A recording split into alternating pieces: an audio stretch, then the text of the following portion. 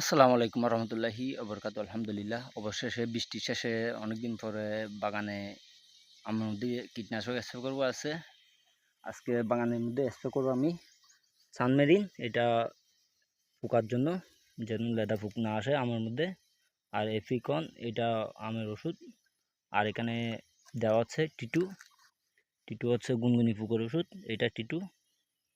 তো এর মধ্যে আকর্ষণীয় রয়েছে এখানে এই সানসিলিক, দেখতে পাচ্ছেন আপনারা। এটা মূলত মানুষ ব্যবহার করে এই সানসিলিক শ্যাম্পুটা। এটা আমি আজকে গাছের মধ্যে স্প্রে করব। এটা এক পাম্পের মধ্যে 18 পাম্পে, এটা 18 লিটারই পাম্প। এটার মধ্যে একটাতে একটা দিব আমি।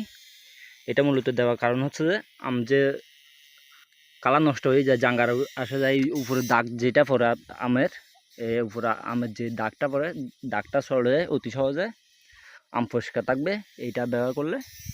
আর এখানে দেওয়া হচ্ছে প্যাকেট, এটা এটা লেদা পুকুর ওষুধ।